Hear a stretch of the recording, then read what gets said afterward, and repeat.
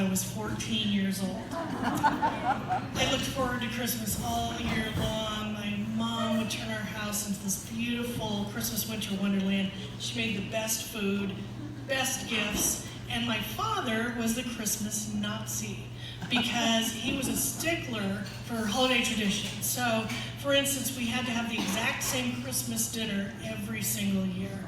Precise placement of tinsel on the tree. There would be no opening of gifts until Christmas morning. And on Christmas morning, he would make my sister, my brother, and I sit up at the top of the stairs while he fumbled with a Super 8 camera and his 12,000 watt Klieg lights. Oh, yeah. We had to sit there until we could come down and see what Santa got us. So it made sense that I married a guy who felt a lot about Christmas the way that I did. So about a year and a half after we were married, my parents invited us and my sister and brother over to their place to help decorate the Christmas tree and to have brunch.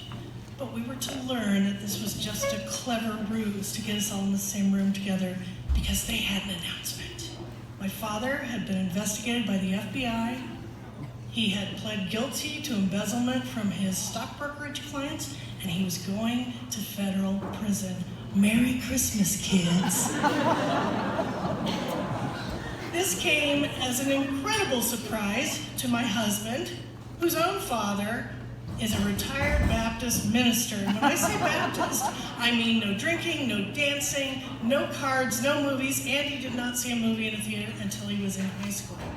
And when his parents found out that not only would my father be going to federal prison, he was having to divorce my mother so she could be declared an innocent spouse and not be held liable for the tax owed on the $500,000 that my dad stole.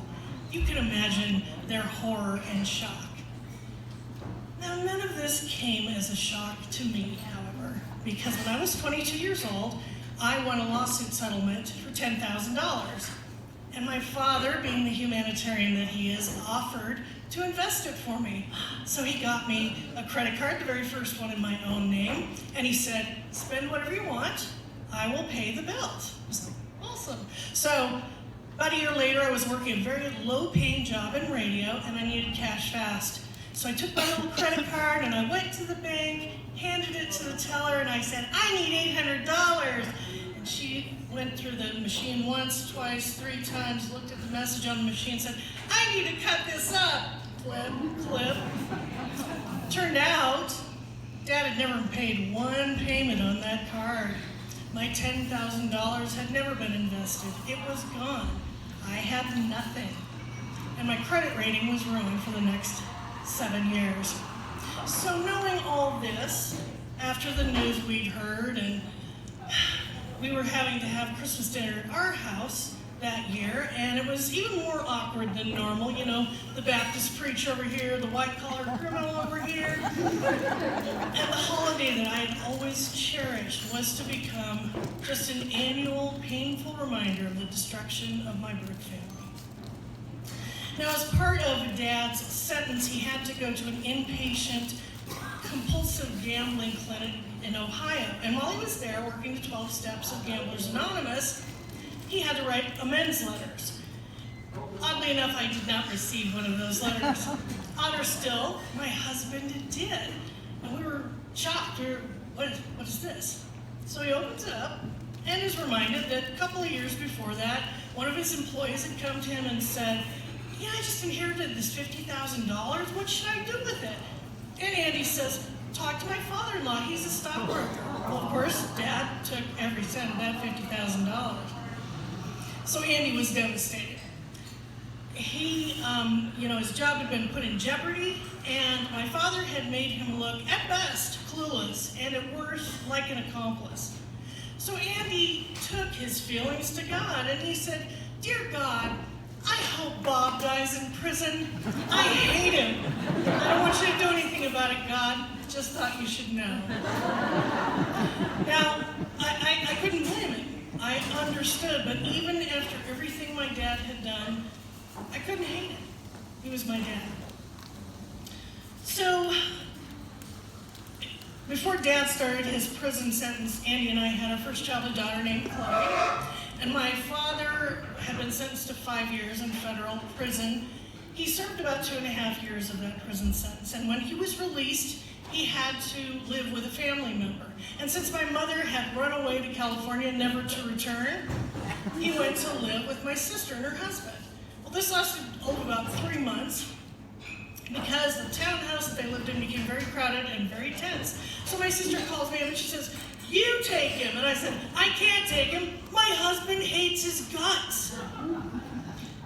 But the most stupefying thing, I go to Andy and I mention this, and Andy says, "You know, I think your dad is supposed to live with us." So in spite of Andy's "I hate Bob" prayer, God had turned around and done this astounding, extraordinary thing.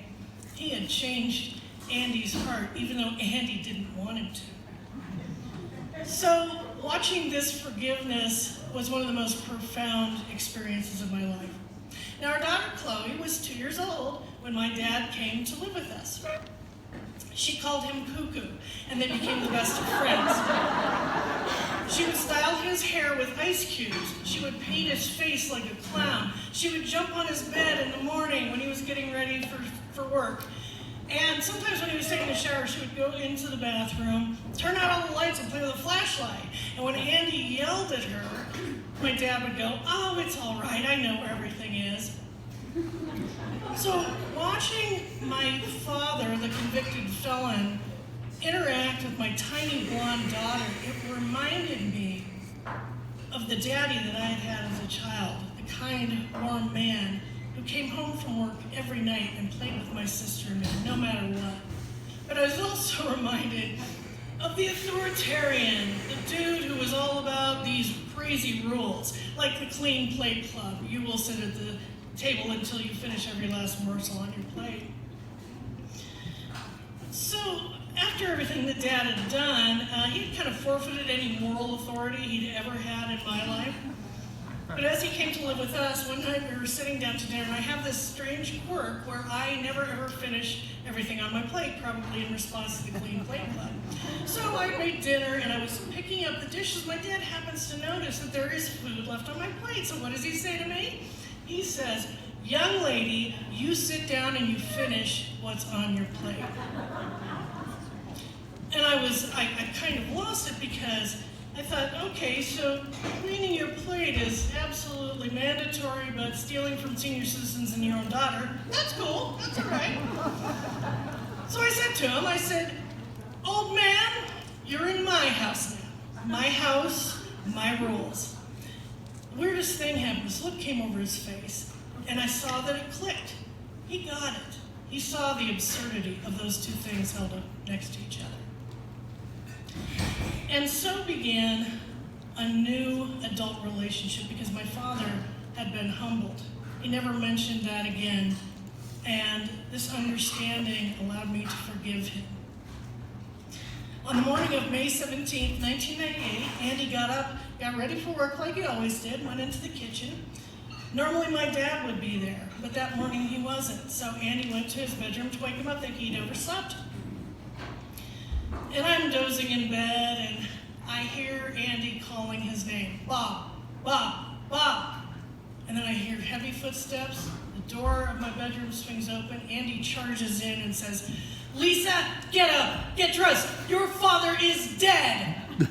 Now I want you to imagine a more tender, gentle way to break the news that your spouse's father has croaked during the night.